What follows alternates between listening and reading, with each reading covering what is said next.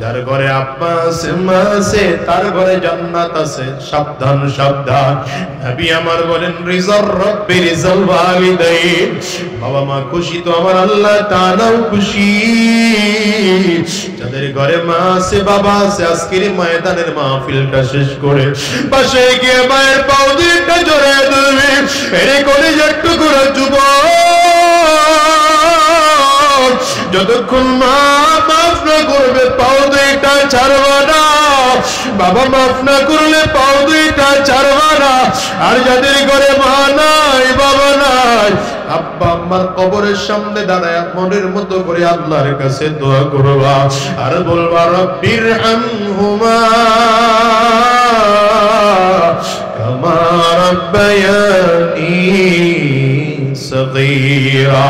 ও দুনিয়ার যুবক রে, মা যেমন জমিন ছেড়ে চলে গেছে, বাবা যেমন জমিনে নাই, এমন একটা দিন আসবে তুমি আর আমিও জমিনে থাকতে পারবো না। চিল্লায় বলো ঠিক না? এই দুনিয়ায় কেউ থাকতে পারে না, তবে কত মানুষের মরণ, কত মানুষের মরণ কত দামি জায়গা হয়। আরে কত সাহাবীদের মরণ উহুদের ময়দানে হয়েছে, কত সাহাবায়ে কেরাম বদরের ময়দানে শহীদ, কত সাহাবায়ে কেরাম খন্দকের ময়দানে, কত সাহাবায়ে কেরাম যুদ্ধের ময়দানে গিয়ে শহীদ। নবীর সাহাবী উসমান বিন আফফান রাদিয়াল্লাহু আনহু কোরআন তেলাওয়াত করা অবস্থায় শহীদ হয়েছেন। রক্তের ফোঁটা হযরত উসমানের কোরআনের মধ্যে পড়েছে। কিয়ামতের ময়দানে কোরআন সাক্ষী দিয়ে দাঁড়াবে, আল্লাহ তোমার উসমান যে শহীদ, আমি কোরআন তার সাক্ষী, দেখো আমার উপরে রক্তের দাগ আছে। ওরে দুনিয়ার যুবক, কেমন করে তোমাদেরকে বুঝাবো জানি না। কত মানুষের মরণ কাবা তওয়াফ করা অবস্থায় হয়, কত মানুষের মরণ কত যুদ্ধের ময়দানে গিয়া হয়, কত মানুষের মরণ দিন দুনিয়া প্রতিষ্ঠিত করার জন্য হয়। আবার কত কপাল পোড়ার মরণ হারাম অবস্থায় হয়, কত কপাল পোড়ার মরণ মদের বারের মধ্যে হয়, জুয়ার আড্ডার মধ্যে হয়। ওরে যুবক, তোমার আমার মরণ কেমন জানা হয়? ওই কবর তো বারবার বারবার করে ডাক দেয়, আনা বাইতুজ জুলমা আনা বাইতুল ওয়াহদা আনা বাইতুত তুরাব, আমি বড় একাকীর ঘর, আমি বড় অন্ধকার ঘর, আমার কাছে সাথী নাই বাতি নাই, দুনিয়ার কোনো কিছুই নাই, আমি শুধু চিনি আমল। যদি ভালো আমল করে আসতে পারো ভালো আচরণ করবো, কবর বলে যদি ভালো আমল করে আসতে না পারো কবর বলের ধর। আমি দুই দিকের মাটিগুলো একত্রিত হইয়া এত জোরে চাপ মারবো, একটা বজ্রের হাতে আর একটা বজ্রে নিয়ে পৌঁছাইয়া দেব। এই জন্য অনুরোধ করে যাই, দুনিয়ার থেকে যেহেতু বিদায় হওয়াই লাগবে। ইহুদিদের বিশ্বাস খোদা কয়জন? জোরে কথা বলেন না, কয়জন? আল্লাহ হলেন এক খোদা। ইহুদিদের বিশ্বাস হলো উযাইর আলাইহিস সালাম আল্লাহর একজন পয়গম্বর ছিলেন, বলে এ আল্লাহর সন্তান আর এক খোদা। এজন্য আল্লাহ কোরআনে বলেন ওয়াকালাতিল ইয়াহুদু উযাইরুন ইবনুল্লাহ, ইহুদিদের বিশ্বাস হচ্ছে উযাইর আলাইহিস সালাম আল্লাহর সন্তান। চিৎকার করে বলেন নাউযুবিল্লাহ। ইহুদিরাও কিন্তু আল্লাহ মানে, ঈমানদার না বেঈমান? এবার আসেন খ্রিস্টানদের অভ্যাস। খ্রিস্টানরাও আল্লাহ মানে। কেমনে মানে? খ্রিস্টানদের বিশ্বাস হলো খোদা তিনজন। কয়জন? জোরে কয়জন? ইহুদিদের খ্রিস্টানদের বিশ্বাস আল্লাহ হলেন এক খোদা, পয়গম্বর ঈসা আলাইহিস সালাতু ওয়াস সালাম আল্লাহর সন্তান আরেক খোদা, হযরত মারইয়াম আলাইহাস সালাতু ওয়াস সালাম ঈসা আলাইহিস সালামের মা আল্লাহর স্ত্রী আরেক খোদা। চিৎকার করে জোরে বলেন নাউযুবিল্লাহ। তাহলে খ্রিস্টানরাও আল্লাহ মানে, ঈমানদার না বেঈমান? এরপরে আসেন হিন্দু ভাইরা। হিন্দু ভাইরাও আল্লাহ মানে, ওই যে ভগবান কয়, কিন্তু তাদের বিশ্বাস হচ্ছে আল্লাহ হলেন প্রধান উপদেষ্টা। এটা দিয়ে বুঝাইলাম কারণ এখন এটা বুঝবেন ভালো। আল্লাহ হলেন প্রধান উপদেষ্টা। আল্লাহ আবার মন্ত্রণালয় ভাগ করে দিয়েছেন। এরকম মন্ত্রণালয় ভাগ করতে করতে 360 মন্ত্রণালয় বানাইছেন। 360 মন্ত্রণালয়ের 360 মূর্তি। হিন্দু ভাইদের বিশ্বাস, কোন মূর্তির পূজা করলে সংসারে শান্তি আসে, কোন মূর্তির পূজা করলে স্বামী স্ত্রীর মহাব্বত বাড়ে, কোন মূর্তির পূজা করলে ব্যবসা ভালো হয়, কোন মূর্তির পূজা করলে চাকরি বাকরি হয়, কোন মূর্তির পূজা করলে অবিবাহিত ছেলে মেয়েদের বিয়ের বন্দোবস্ত হয়, কোন মূর্তির পূজা করলে ফসল আদি ভালো হয়। এজন্য আমাদের দেশে বিগত কেউ একজন বলেছিল এবার মা গজে চলে এসেছে, এজন্য ফসল আদি ভালো হয়েছে। কে কইছিল? আমাকে নাম দরকার নাই। কে কইছিল আপনারা ধরে নেন। আমার অভ্যাস ভালো, আমি রোগের নাম বলি, রোগীর নাম আমি বলি না। কথা হয় না। যদি কারো বিশ্বাস এটা হয় যে মা গজে চলে এসেছে এজন্য ফসল আদি ভালো হয়েছে, ও ইমানদার না বেঈমান? আস্তে করে কেডা কেডা হুজুর খেয়াল করুন তো, ইমানদার না বেঈমান? ভাইরা, ইহুদিরা আল্লাহ মানে, খ্রিস্টানরা আল্লাহ মানে, হিন্দু ভাইরা আল্লাহ মানে, কিন্তু এরা কেউ ইমানদার নয়। সব ইমানদার কে? আল্লাহ সূরা ইখলাসের মধ্যে আল্লাহর পরিচয় যেমন করে দিয়েছেন ওইভাবে যারা আল্লাহকে বিশ্বাস করে তারা ইমানদার, বাকিরা মুশরিক, বাকিরা বেঈমান, বাকিরা কাফির। এজন্য কাফিররা স্বভাবগত কারণে নবীজির কাছে এসে প্রশ্ন করে, মুহাম্মদ তুমি যে আল্লাহর দাওয়াত দিচ্ছ তোমার আল্লাহর বাবাকে, কারণ ওদের আল্লাহর বাবা আছে, তোমার আল্লাহর সন্তানকে, কারণ ওরা যাদেরকে রব মানে এদের সন্তান আছে, তোমার আল্লাহর ভাইকে, ওরা যাদেরকে রব মানে এদের ভাই আছে। নবীজি এই প্রশ্নের জবাব নিজে দেননি, চুপচাপ আছেন। কেন? নবীজির অভ্যাস হচ্ছে যতক্ষণ আল্লাহ ওয়াহী নাযিল না করেন নবীজি উত্তর দেন না। সুবহানাল্লাহ, বাড়ি যায় কইবেন। আল্লাহ এজন্য কোরআনে বলেন, মা ইয়ানতিকু আনিল হাওয়া ইন হুয়া ইল্লা ওয়াহয়ুন ইউহা। আমার নবী ততক্ষণ কথা বলেন না যতক্ষণ আল্লাহ ওয়াহী নাযিল না করেন। এবার আল্লাহ নিজের পরিচয় দেয়, পয়গম্বর গোটা পৃথিবীর মানুষকে আপনি জানিয়ে দেন। সূরা ইখলাস নাযিল করেছেন আল্লাহ। কুল হুয়াল্লাহু আহাদ, পড়েন কুল হুয়াল্লাহু আহাদ আল্লাহুস সামাদ লাম ইয়ালিদ ওয়া লাম ইউলাদ ওয়া লাম ইয়াকুল লাহু কুফুয়ান আহাদ।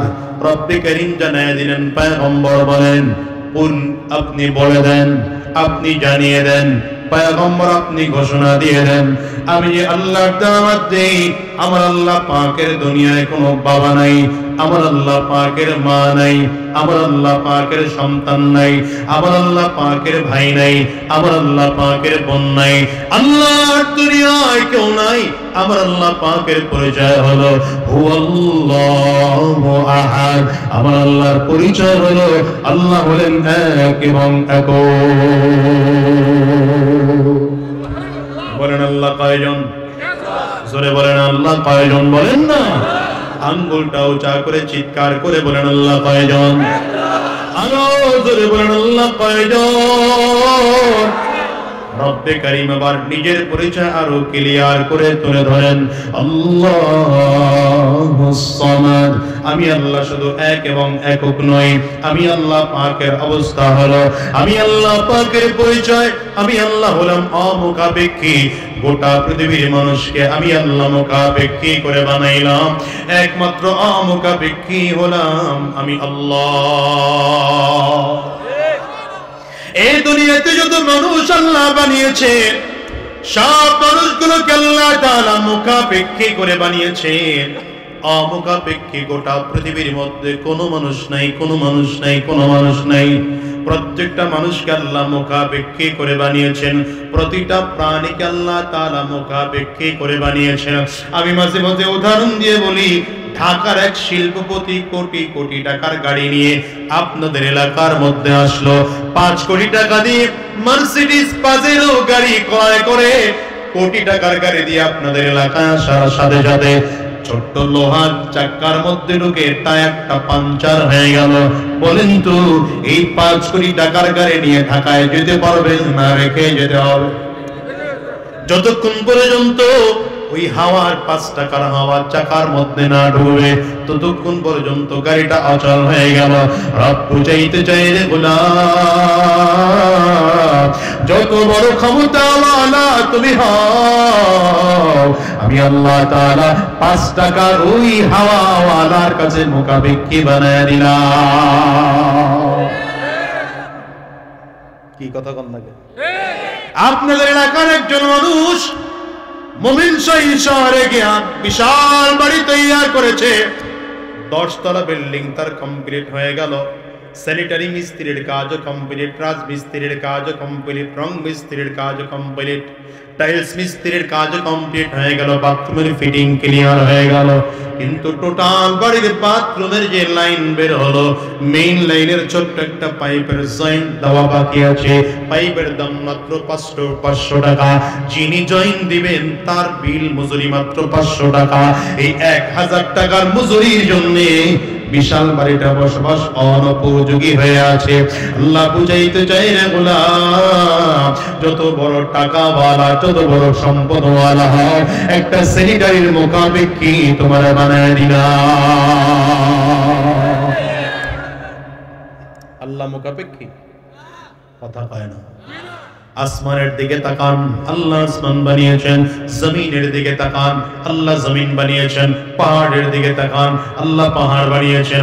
রব্বে কারীম বলেন, ওয়ালাকাদ যায়্যানাস সামাআদ দুনিয়া বিমাসাবিহা ওয়া জাআলনাহা রুজুমান লিশ-শায়াতিন ওয়া আ'তাদনা লাহুম আযাবাস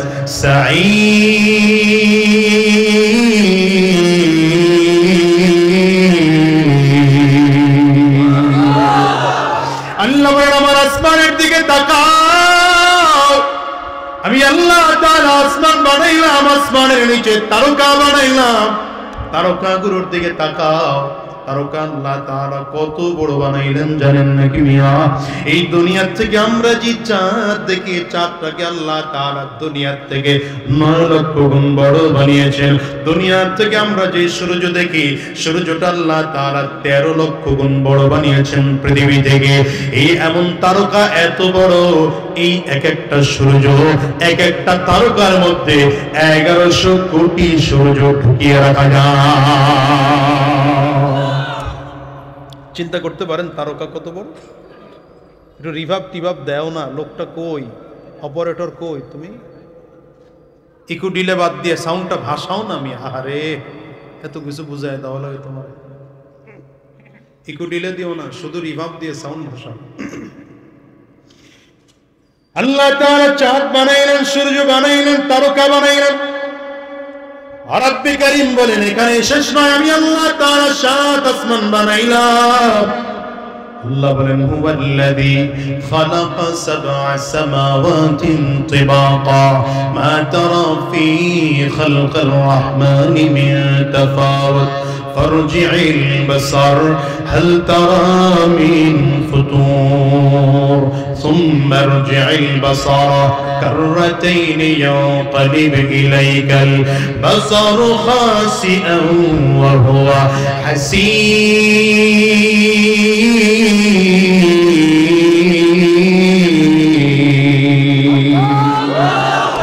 আল্লাহ বলেন, আমি 7 আসমান বানাইলাম।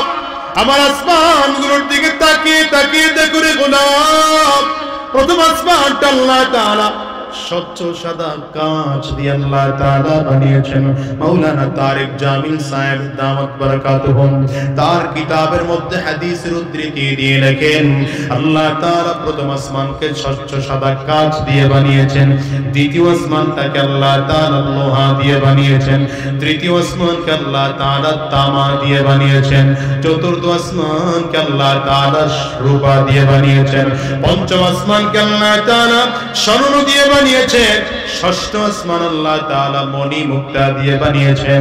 সপ্তম আসমানকে আল্লাহ তাআলা জবরদস্ত পাথর আর ইয়াকুত পাথর দিয়ে বানিয়েছেন।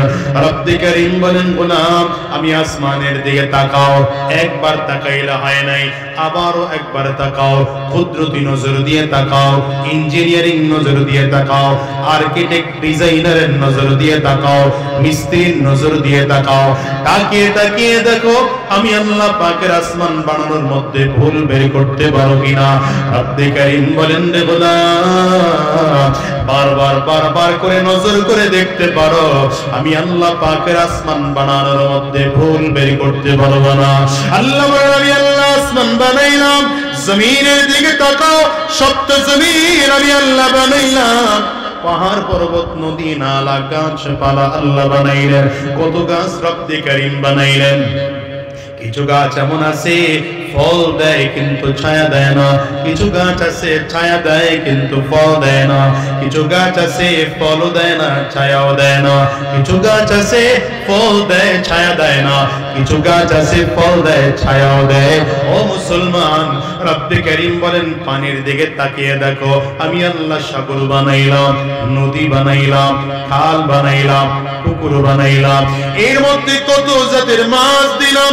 পুকুরের মাছের এক রকম স্বাদ, নদীর মাছের মধ্যে আরেক রকম স্বাদ, খাল বিলের মাছের মধ্যে আরেক রকম স্বাদ। রব্বে কারীম বলেন কত জাতের প্রাণী আমি আল্লাহ বানাইলাম। কিছু প্রাণী বানাইলাম ডিম দেয় দুধ দেয় না, কিছু প্রাণী বানাইলাম দুধ দেয় কিন্তু ডিম দেয় না, কিছু প্রাণী আল্লাহ বানাইলেন খাওয়া বান্দার জন্য হালাল, কিছু প্রাণী আল্লাহ বানাইলেন বান্দার জন্য খাওয়া হারাম। আল্লাহ কয় রে গোলাম, এরপরে মানুষের দিকে তাকাও আমি আল্লাহ মানুষ বানাইলাম। কত কোটি কোটি কোটি কোটি মানুষ আমি আল্লাহ বানাইলাম। এত সুন্দর করে মানুষ বানানোর পরে তাকিয়ে দেখো এই মানুষগুলোর চেহারার সাথে একজনের চেহারার সাথে আরেকজনের চেহারার মিল নেই, একজনের চোখের জ্যোতির সাথে আরেকজনের চোখের জ্যোতির মিল নেই, একজনের আঙ্গুলের বৃদ্ধাঙ্গুলের চাপের সাথে আরেকজনের চাপের মিল নেই। আল্লাহ বাইরে বলো এগুলো বানানোর জন্য আমার মিস্ত্রির প্রয়োজন হয় নাই, আর্কিটেক্ট ডিজাইনারের প্রয়োজন হয় নাই। আমি একা একা যখন চিন্তা করেছি ইদা আরাদা শাইআন আইয়াকুলা লাহু কুন ফায়াকুন।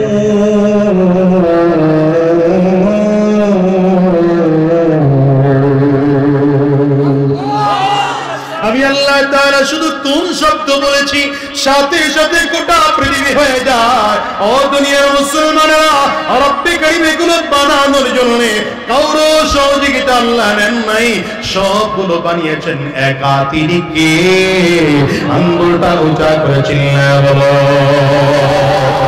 জোরে চিল্লা সুবহানাল্লাহ বলা যায় না?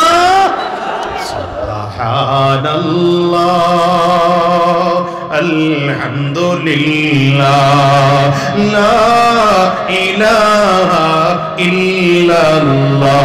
বলেন না, বলেন না, সুবহানাল্লাহ, আলহামদুলিল্লাহ, লা ইলাহা ইল্লাল্লাহ, সুবহানাল্লাহ, আলহামদুলিল্লাহ, লা ইলাহা ইল্লাল্লাহ। কষ্ট হয়? তুমি বাঁচাও, তুমি মারো, অবিরত ক্ষমা করো। তুমি বাঁচাও, তুমি মারো, অবিরত ক্ষমা করো। যাকে ধরার তাকে ধরো, যাকে ধরার তাকে ধরো।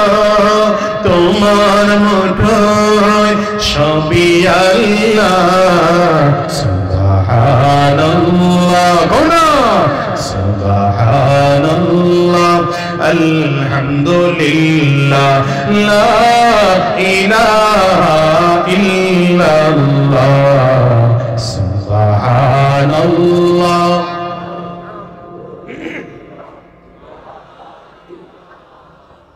গোটা পৃথিবীর মানুষকে আল্লাহ তাআলা মুখাপেক্ষী করে বানাইলেন। একমাত্র মুখাপেক্ষী নয়, তিনি কে? এরা কই যায়? এই দল বান্দা চারজন কই যায়? এই মুরব্বি,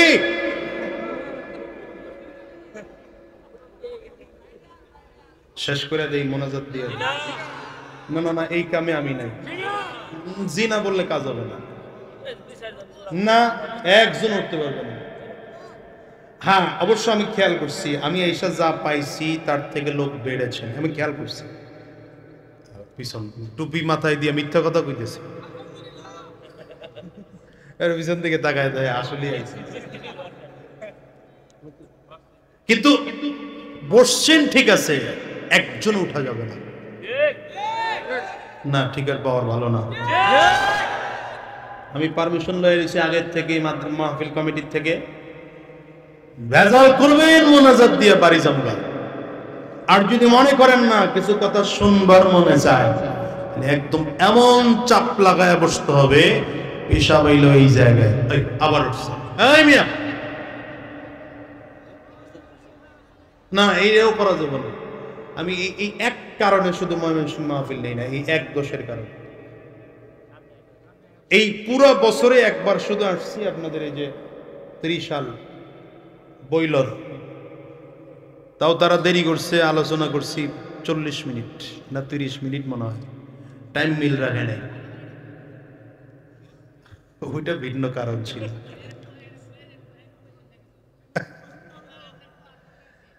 জায়গা ওইটা যে যা করে করুক,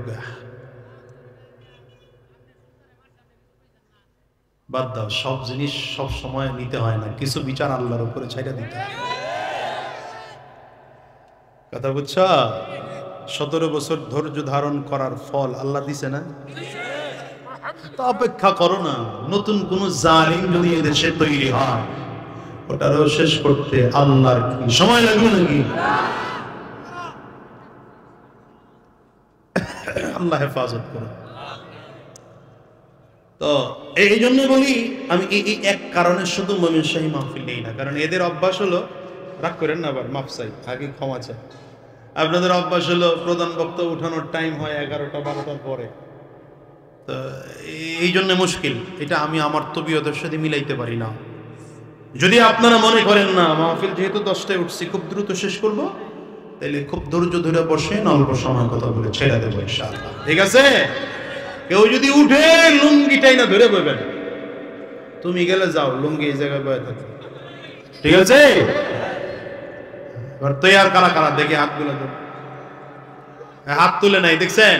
ফাঁকিবাজি করা কারা দেখেন তো, হাতগুলো তুলে না তুলে নাই কে? তুলে নাই কে? হাত দেখেন তো, মনে করবেন এরা ওই সব স্বৈরাচারের লোকজন। এখন দেখেন হাত কে তুলে নাই, বাস। এখন দেখবেন খালি ওইটা হাঁটা শুরু করে গে, খালি কিচ্ছু করবেন না, বলবেন ভাই আপনি আলেমগর পক্ষে না ওই জালেমগর পক্ষে, খালি একটু শিখে, ঠিক আছে তো? আখরে তাকাই গেছে, ঠিক আছে তো? আল্লাহ কবুল করুন, আমিন কর। জোরে কর, হয় না আওয়াজ? আরো জোরে। গোটা পৃথিবীর মধ্যে একমাত্র মুখাপেক্ষী হলেন আল্লাহ, বলেন কে? এই জন্য আল্লাহ নিজের পরিচয় দেয়, আল্লাহুস সামাদ, আমি আল্লাহ হলাম অমুখাপেক্ষী। গোটা পৃথিবীর মানুষকে আল্লাহ মুখাপেক্ষী করে বানাইলেন। আমাদের নেতারাও মুখাপেক্ষী। জনগণের ভোট দিলে নেতারা ক্ষমতায় আসতে পারে, জনগণের ভোট না থাকলে ক্ষমতায় পায় না আসতে। যদি বলেন না হুজুর এখন তো আসতে পারে, কর্মী আছে, 2-4 জন কর্মী লইয়া ভোট কেন্দ্রে ঢুইকা জনগণেরটা দিয়া দিতে পারে।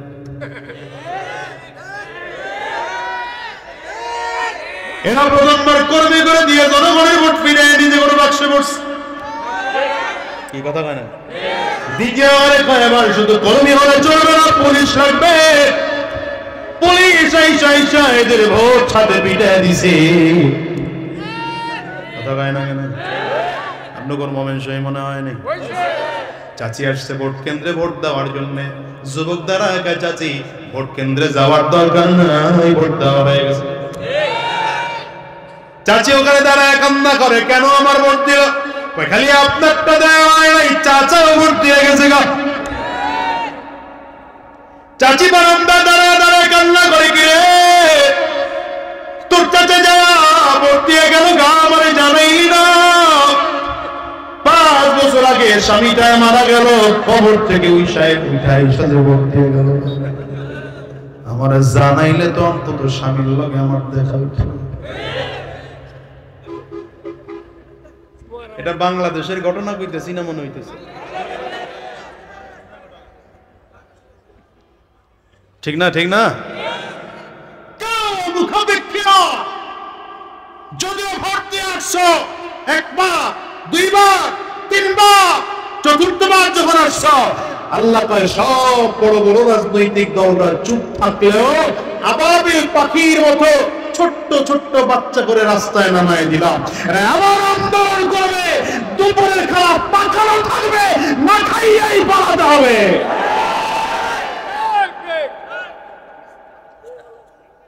রাগ উঠতেছে কার কার? হাত তোলেন।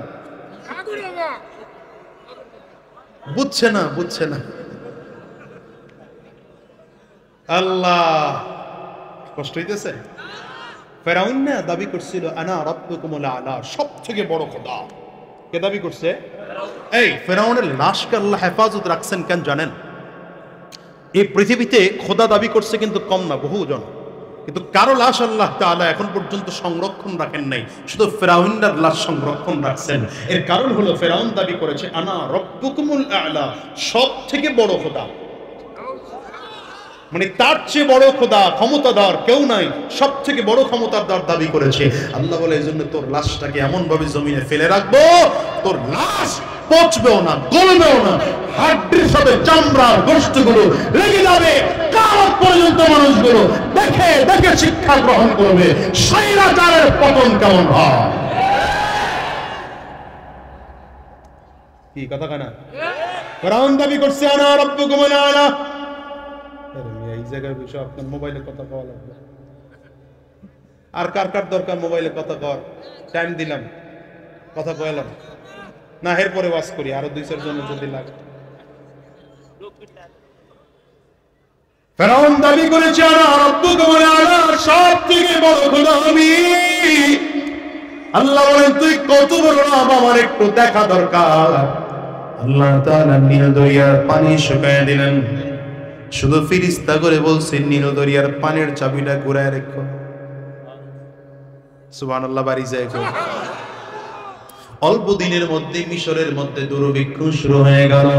মিশরের লোকজনগুলো দৌড়ায়, যারা ফেরাউনরে খোদা মানত, ওরা ফেরাউনের কাছে আসছে, খোদা গো আমরা আপনারে খোদা বলে জানি, আমরা আপনার ইবাদত করি, আমরা আপনার রব বলে জানি। নীল দরিয়ার পানি শুকিয়ে গিয়েছে, দুর্ভিক্ষ শুরু হয়েছে, পানির ব্যবস্থা যদি না হয় মারা যাব, তাড়াতাড়ি করে পানির ব্যবস্থা করেন। ফেরাউন মুখস্থ জবাব দিয়ে দিছে, আজকে চলে যাও, আগামী কালকের মধ্যে পানি হবে। ওর বাবা যুদ্ধ গোষ্ঠীর ক্ষমতা আছে পানি দেওয়া? কথা কয় না, কথা কয় না, ক্ষমতা আছে দেওয়া। দ্বিতীয় দিন লোকজন আবার আসছে, পানি কই? কয় আগামীকাল। তৃতীয় দিন লোকজন আসছে, পানি কই? বলে আগামীকাল। এমন করে করে একবার, দুইবার, তৃতীয়বারে যখন বলেছে, হঠাৎ করে একজন ডাক দেয়া, আগামীকালকের মধ্যে যদি পানির ব্যবস্থা না হয় আপনার খোদাগিরির 12টা বাজবে। ফেরাউন ভয় পেয়ে গেছে, আরে যদি পানির ব্যবস্থা না হয় তাইলে আমার খোদাগিরি তো টিকবেই না, আমিও বাঁচার কায়দা না। একা একা সিদ্ধান্ত নিয়েছে আর দেরি করবো না, রাতের অন্ধকারে মূল রবের কাছে চোখের পানি ফেলে কান্না করব, কারণ আমি রব না। বলেন বলেন ফেরাউন নিজেও জানতো আমি রব না, বলেন ফেরাউন নিজেও জানতো আসল রবকে। রাতের অন্ধকারে নিজের ঘর থেকে বের হইয়া পাহাড়ের চূড়ায় উঠেছে। আর্মি নাই, র্যাব নাই, পুলিশ নাই, বিমান বাহিনী নাই, কামান বাহিনী নাই, কেউ নাই, একা একা রওনা হইয়া গর্তের মধ্যে ঢুকে রাতের অন্ধকারে কান্না শুরু করেছে। ওগো মালিক, নীল দরিয়ার মধ্যে যদি পানি না দাও তাইলে আমার অবস্থা খারাপ। আল্লাহ আমি আখিরাত চাই না, দুনিয়া চাই, তুমি আমারে দুনিয়া দাও, বিনিময়ে জাহান্নামে দিও, কিন্তু দুনিয়া আমার খোদাগিরি টিকিয়ে রাখো। রব্বে কারীম বলেন আনা ইনদা যান্নি আবদি বি, বান্দা আমার সম্পর্কে যেমন ধারণা করে।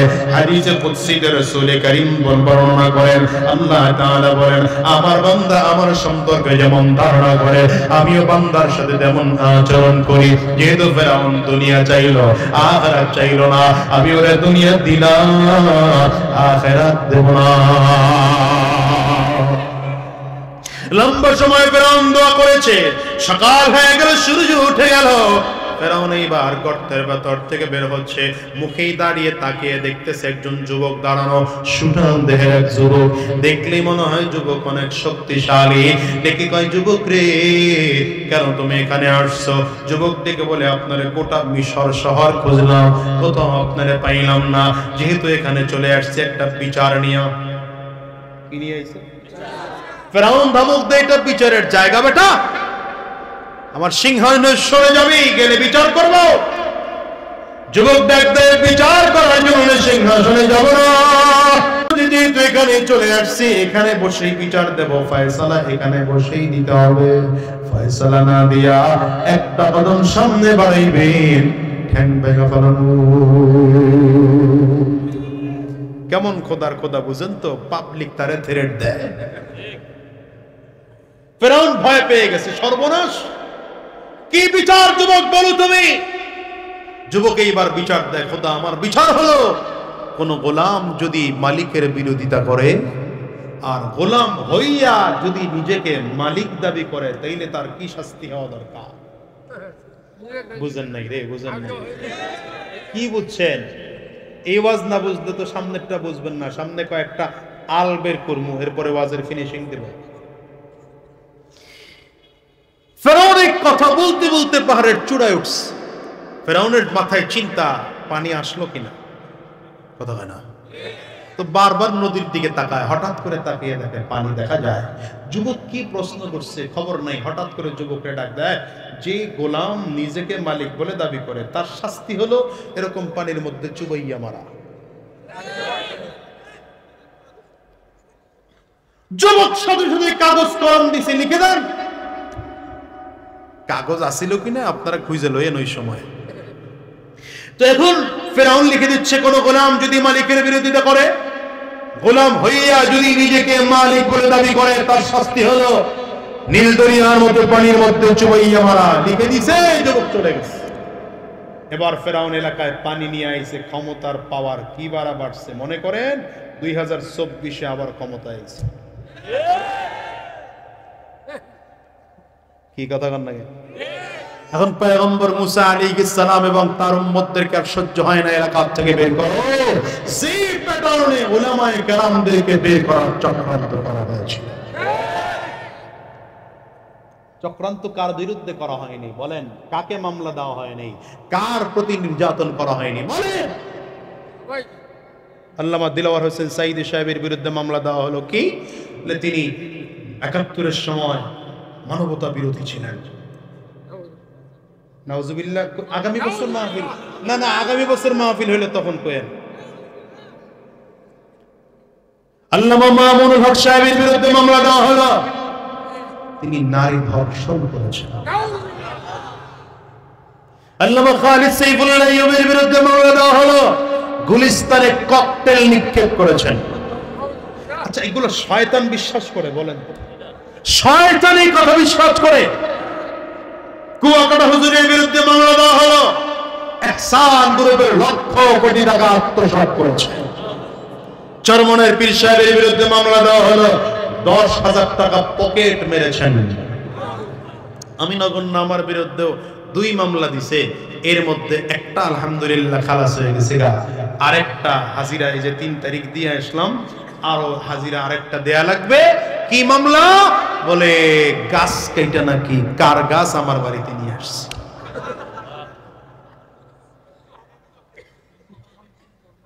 তা আমি তো বলি, হ্যাঁ মোটামুটি মান সম্পন্ন আছে।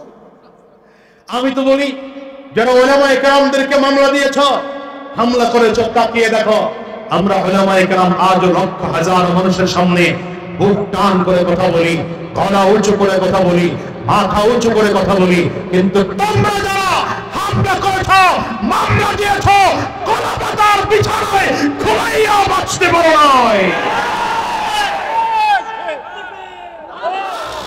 এই মিয়া, শুধু কলাপাতার বিছানায় নয়, যে দাড়ি কামাইয়া চলে কলপ লাগাইয়া তারপরে মাছের তলারে উঠা বাঁচতে পারো নাই। আমি বলি, এটা তো দুনিয়ার শাস্তি, আখিরাতের শাস্তি অপেক্ষা করো। যদি আল্লাহর সামনে দাঁড়াইবা, তুমিও যা থাকবা, আমিও তা থাকবো। তোমার ক্ষমতা যা থাকবে, আমার ক্ষমতা তা থাকবে। আল্লাহর সামনে দাঁড় হিসাব নেব, মুসলমানের হিসাব নেব। তুই হাত উঁচু করে চিল্লা বলো ঠিক কিনা?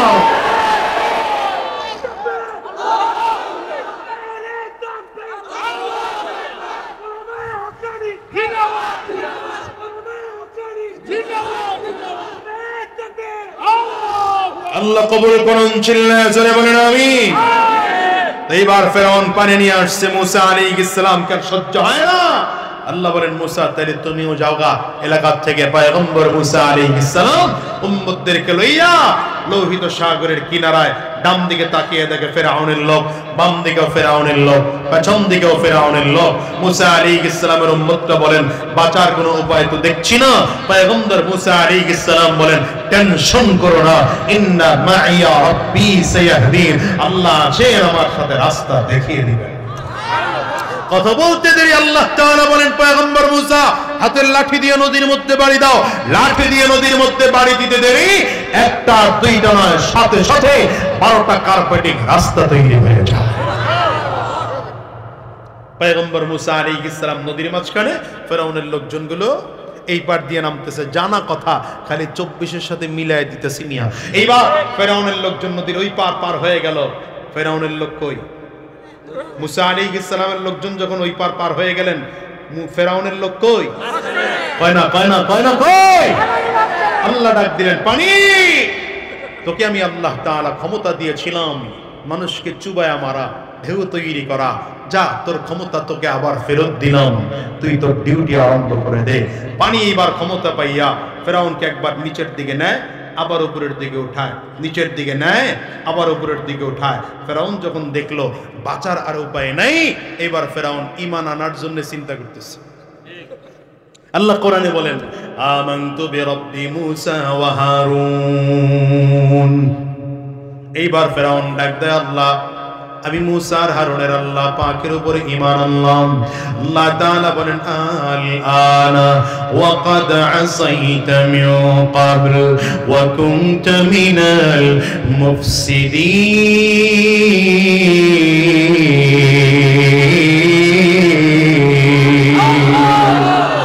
সারা জীবন ফিতনা করেছো, পাচার করেছো, জীবনের শেষ বয়সে এসে এখন তুমি ঈমান আনবা, এই ঈমান আমি আল্লাহর কাছে গ্রহণযোগ্য নয়। আল্লাহ তাআলা জিবরিল আমিনকে বললেন, যেন সামনে কথা বলতে না পারে, ফেরাউনকে সেই ব্যবস্থা করো। জিবরিল আলাইহিস সালাতু ওয়াস সালাম কতগুলো কাদা উঠাইয়া ফেরাউনের মুখের মধ্যে মেরে দিয়েছে। ফেরাউন এইবার হাঁ করে আছে। লেখা সামনে ধরা হলো, কোন গোলাম যদি মালিকের বিরোধিতা করে, গোলাম হইয়া যদি নিজেকে মালিক বলে দাবি করে, তার শাস্তি হলো এমন নদীর পানির মধ্যে চুবাইয়া মারা। বুঝেন নাই? ফেরাউনের চিৎকার দিয়ে উঠছে, কিরে লেখাটা তো আমার মনে হয়। জিবরিল বলে, হ্যাঁ লেখাটা তোমার। ওই দিনকার যুবক কোন যুবক ছিলাম না, ওই দিনকার যুবক ছিলাম আমি আল্লাহর ফেরেশতা জিবরাইল। তোমার বিচার দিয়া আজকে তোমাকে শাস্তি দেওয়া হয়। মোমেন শহীদ মুসলমান, আমি মোল্লা মানুষ বইলা দিয়ে গেলাম, মনে রাখো আজ হোক কাল হোক 17 বছর দ্বারা নিজেদের স্বার্থ সিদ্ধ করার জন্য সংবিধান বারবার সংশোধন করেছিল। মনে রাখো আজ হোক কাল হোক বাংলার জমিনে ওই জালিমদেরকে আবারও ইন্টারপোলের মাধ্যমে দেশে আইনা এই সংবিধান দিয়েই তাদেরকে বাংলার জনগণ ফাঁসির কাস্টে ঝুলাবে। রাগ করলেন কারা?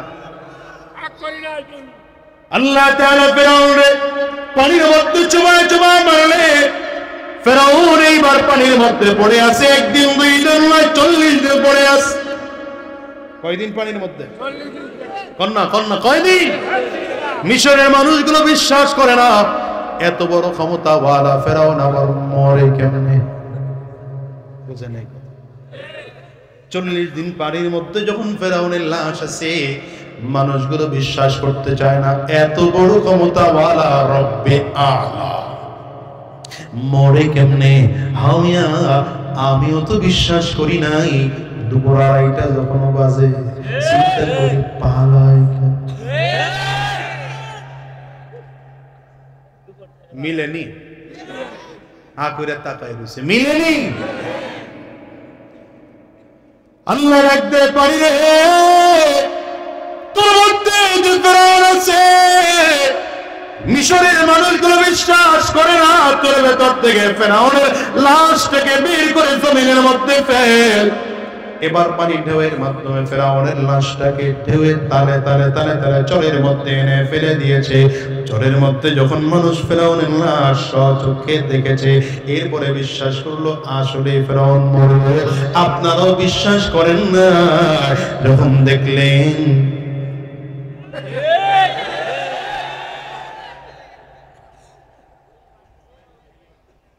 হ্যাঁ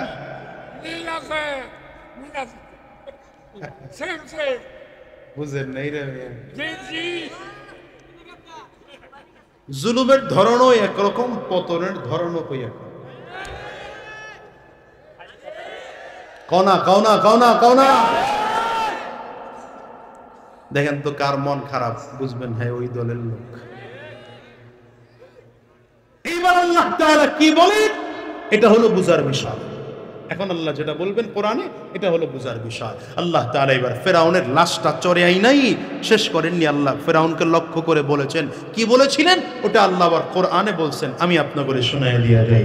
আল ইয়াওমা নুনাজ্জিকা বিবাদানিকা লিতাকুনা লিমান খালফাকা আয়া। আল ইয়াওমা নুনাজ্জিকা বিবাদানিকা লিতাকুনা লিমান খালফাকা আয়া। আল্লাহ তাআলা বলেন, ফেরাউন রে, আমি তোর লাশকে কিয়ামত পর্যন্ত সংরক্ষণ করে রাখবো। তোর লাশ দুনিয়ার কোনো পানি নষ্ট করবে না, মাটি তোর লাশ খাবে না, তোর লাশ গোটা পৃথিবীর পোকামাকড় তোর লাশের মধ্যে পড়বে না রে ফেরাউন। আমি আল্লাহ তোর লাশটাকে হেফাজত করে রাখবো। এই জন্য রাখবো যেন কিয়ামত পর্যন্ত গোটা পৃথিবীর জালিমরা তোর লাশ দেখে দেখে শিক্ষা গ্রহণ করে। মিশরের জাদুঘরে গিয়ে দেখো, আজ ফেরাউনের লাশ পড়ে আছে, পিটাইলেও কথা বলতে পারে না, প্রতিবাদ করতে পারে না। হায় রে, মারলেও প্রতিবাদ করতে পারে না, গালি দিলেও জবাব দিতে পারে না। আল্লাহ তাআলা বুঝাইলেন, শিক্ষা যদি গ্রহণ না করো তাইলে ছাত্রদের জনরোষে পালাতে হয়।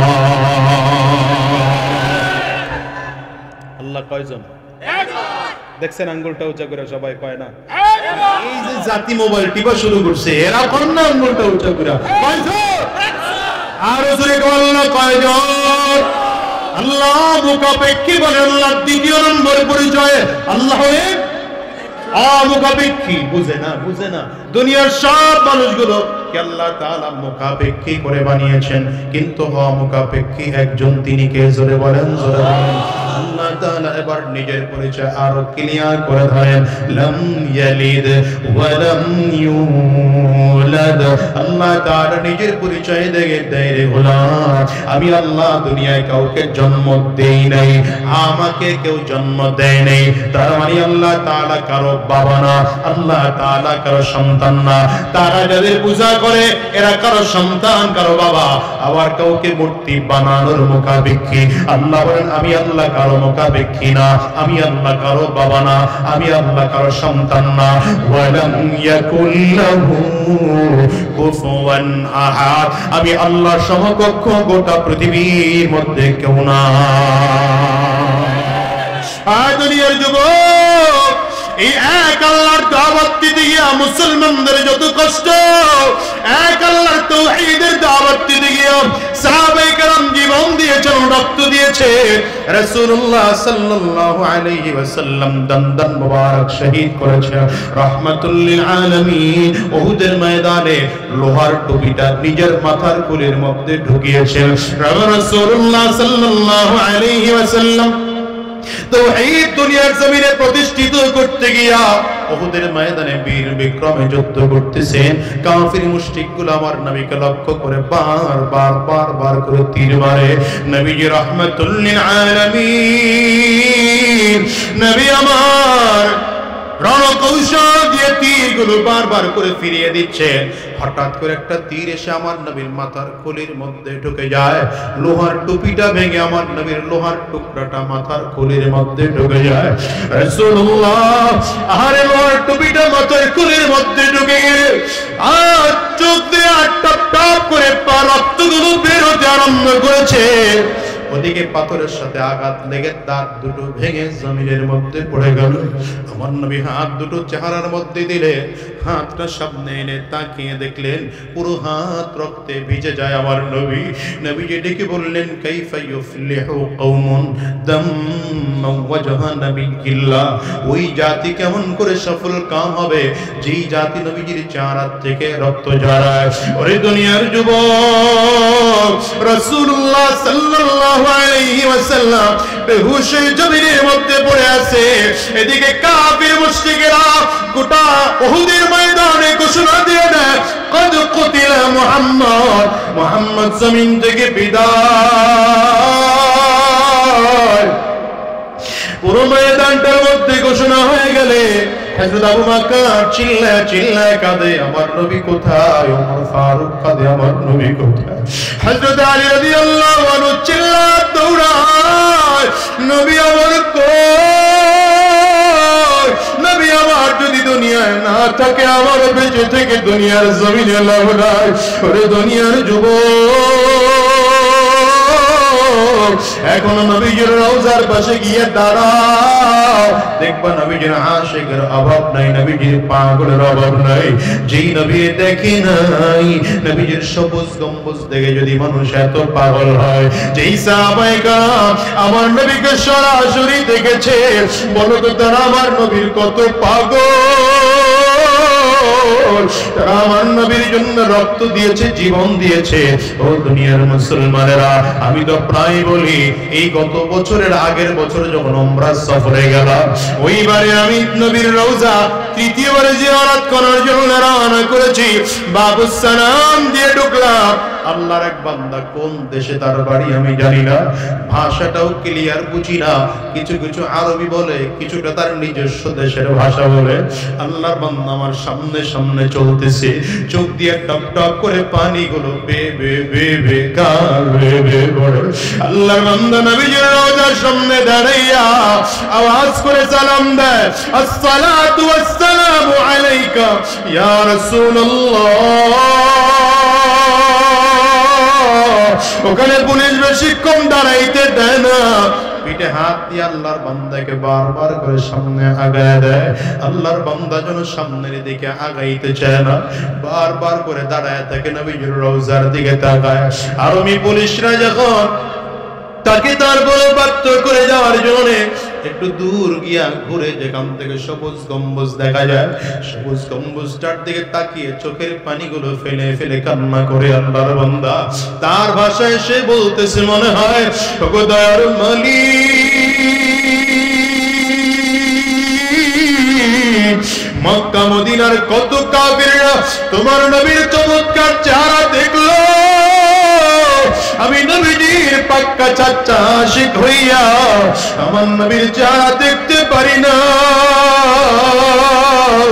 তোমার নবীর সবুজ গম্বুজ যদি এত সুন্দর হয়, তোমার নবীজির চেহারা না জানি কত সুন্দর। আয় আল্লাহ, জীবনে একটা বার যদিও হয়, তোমার নবীকে স্বপ্ন যোগে দেখার সুযোগ করে দিও। ও যুবকরে, আমি তোমারে বলি শোনো, আমেরিকায় যাও, Chinese, Japan, Germany, Indonesia, France, মালয়েশিয়ায় যাও, আমার নবীর রওজায় যাইতে মনে চায় কি চায় না? কার কার মনটায় চায় দুইটা হাত তুলে দেখাও। চোখের পানিটা ফেলাইয়া চিল্লাইয়া মালিকের ডাকো আল্লাহ, জোরে আওয়াজ দিয়া আমার মালিকের ডাকো না আল্লাহ।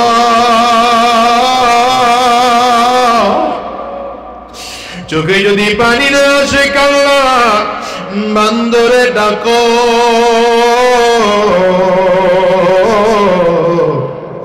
আর মালিকের ডাক দাও না আল্লাহ। আমরা দুই হাত উঁচু করলাম, জীবনে একটা বার হলেও নবীজির রওজা না দেখাইয়া, কাবা তাওয়াফ না করাইয়া জমিন থেকে নিও না গো মালিক, জমিন থেকে নিও না গো মালিক। আল্লাহ তুমি কবুল করে নাও। জবান খুলে বলো আমিন। মনের মাধুরী মিশিয়ে হৃদয়টা উজাড় করে কণ্ঠে বলো মনে বড় আশা ছিল। দিলটা উজাড় করে বলো মালিক চাইলে কতক্ষণ লাগে বলো। মনে বড় আশা ছিল যাব মদিনায়, সালাম আমি করব গিয়ে, কোনা সালাম আমি নবীর রওজা।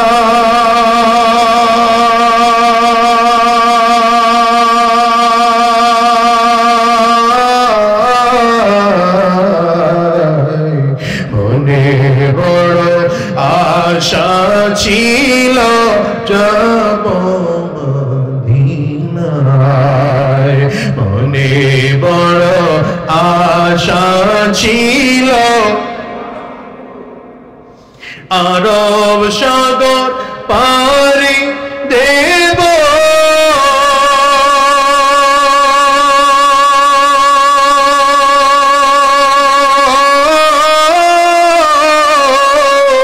নাই কয় আমার তোরি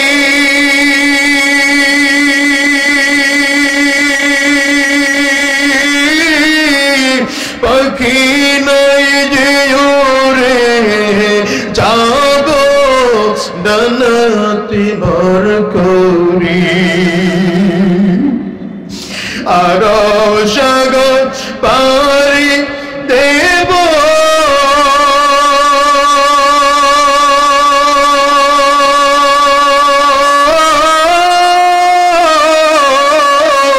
নাই কয় আমার তোরি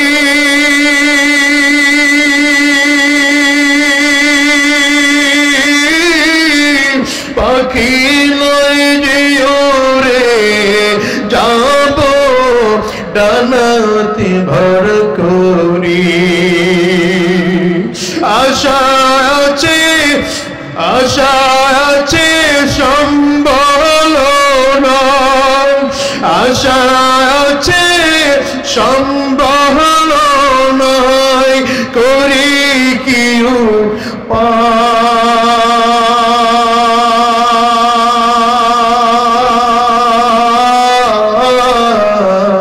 উপায়। মনে বড় আশা ছিল, মনে বড় আশা ছিল।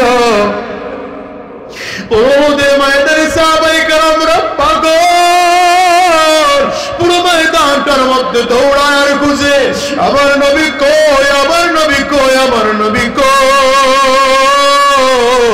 হামজা রাদিয়াল্লাহু আনহু এই দিন যুদ্ধের ময়দানে যান নাই, আমার নবী তাকে যুদ্ধের ময়দানে নিয়ে যান নাই, কারণ সকালবেলা তার বিয়ে বাধ্য হয়েছে।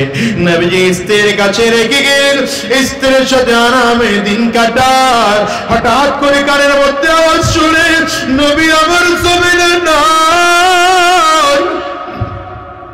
হঠাৎ করে স্ত্রীকে ডাক দেয়, প্রাণের স্ত্রী আমার, চাদরটা তাড়াতাড়ি করে আমার হাতের মধ্যে দাও। চাদরটা স্ত্রী হাতের মধ্যে দিলেন, চাদরটা শরীরের মধ্যে জড়াইয়া এক হাতের মধ্যে তরবারি লইয়া আরেক হাতের মধ্যে ঢাল নিয়ে সামনের দিকে দৌড়ায়।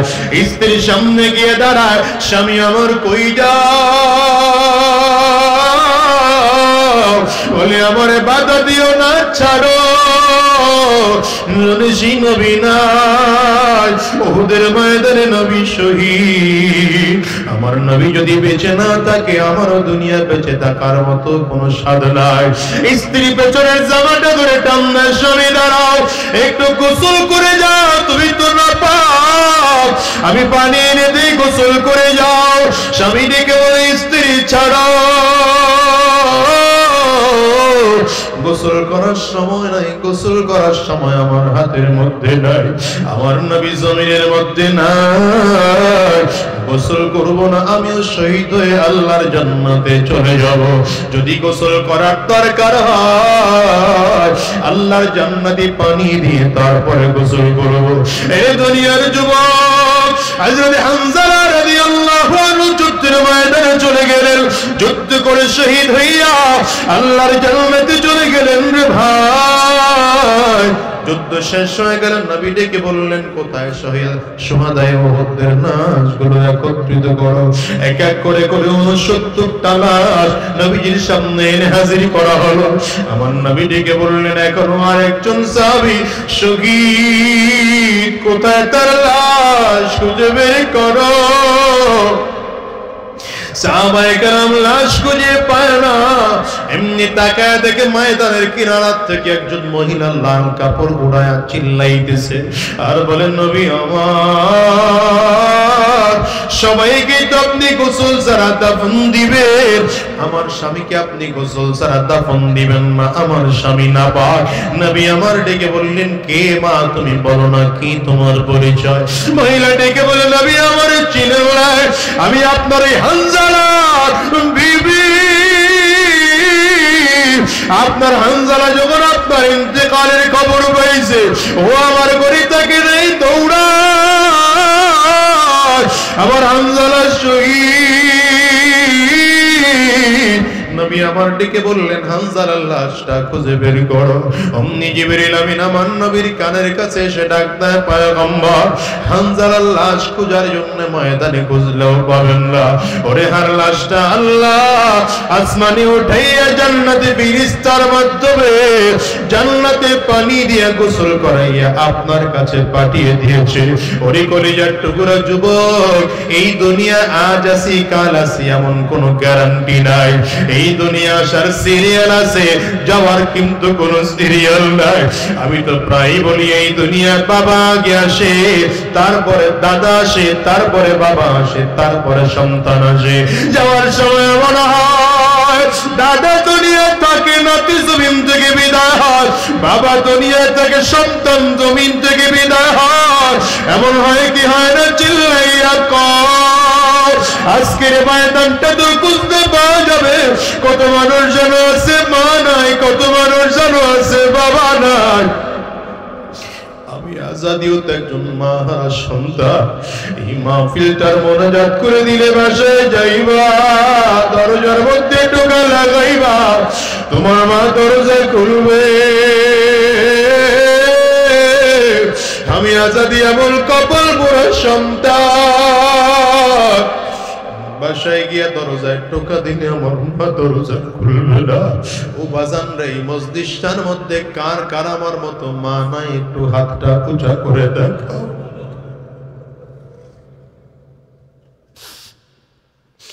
কার কার ঘরে বাবা নাই বাজান, তোমরা হাতটা উঁচা করে দেখাও।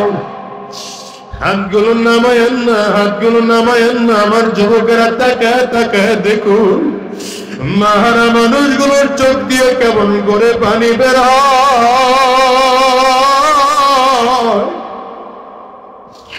ও যুবক, এই মানুষগুলোর দিকে তাকাইয়া দেখ। এই মানুষগুলোর কারো ঘরে মা নাই, কারো ঘরে বাবা নাই, কারো ঘরে শরীর ভাই নাই, কারো ঘরে আব্বা আম্মা দুজনের কেউ নাই। আজকে আমার বাবারা বড় এতিম।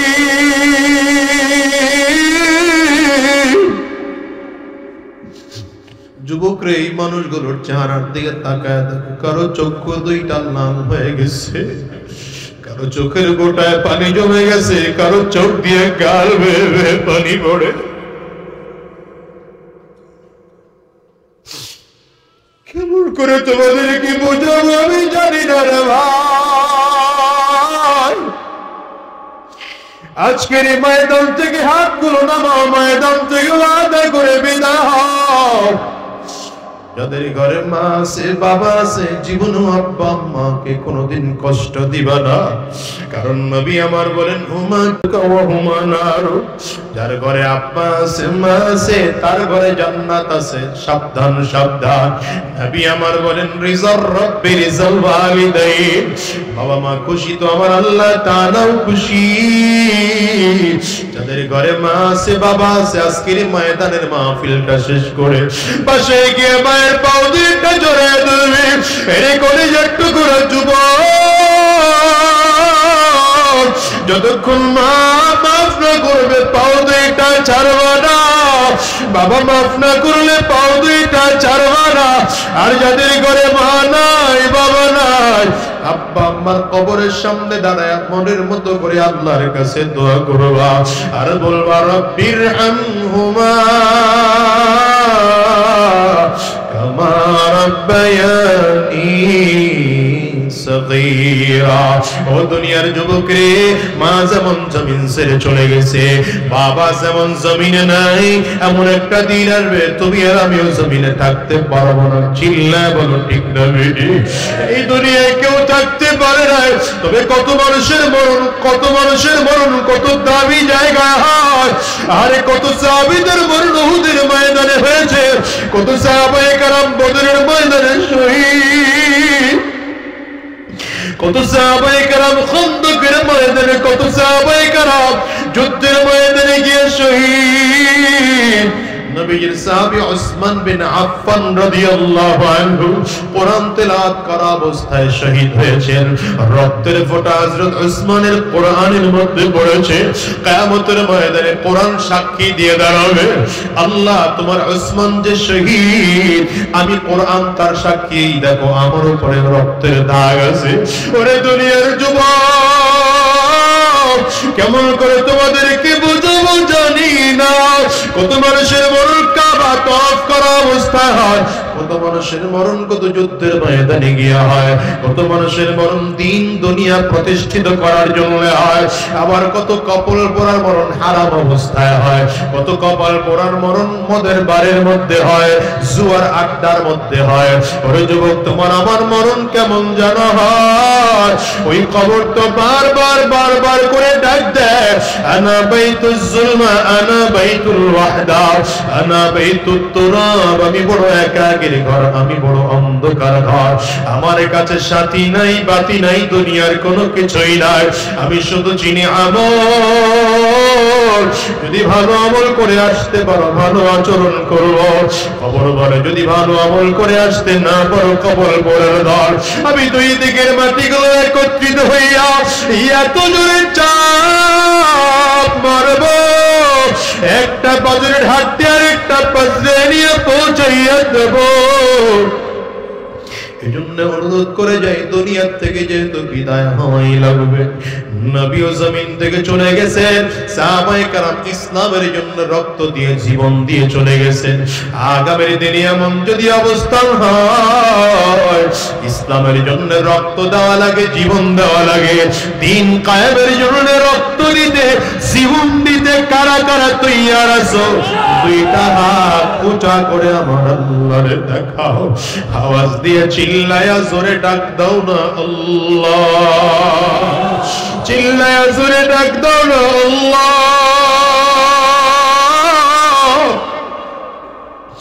চোখে যদি পারি না সে কান্নার ভাব ধরে ডাকো, চিল্লায়া জোরে ডাকো আল্লাহ।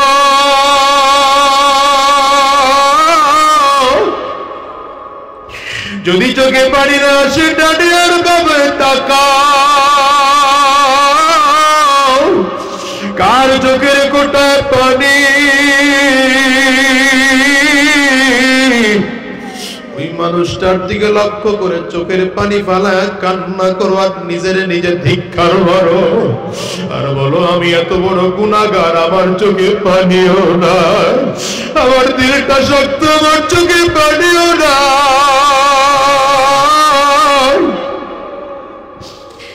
আল্লাহ সবাই মিলে ওয়াদা করলাম আর হারাম রাস্তায় চলবো না, শয়তানি রাস্তায় চলবো না, হারাম রাস্তায় কদম বাড়াবো না, আল্লাহ সুদের কারবার করবো না, ঘুষের কারবার করবো না।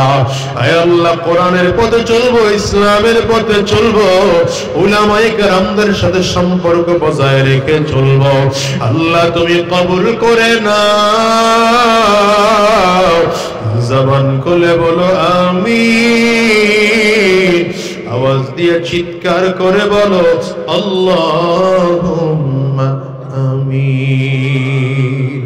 মাওলার ইশকে জানে আগুন নেভাইলে যে নিভে না, জ্বলে পড়ে ছাই হইল এই যে পাগলের সিনা, জ্বলে পড়ে ছাই হইল এই যে পাগলের সিনা। আমার প্রিয় ভাইরা, মুসলমান বন্ধুরা, রাত অনেক গভীর হয়ে গেছে।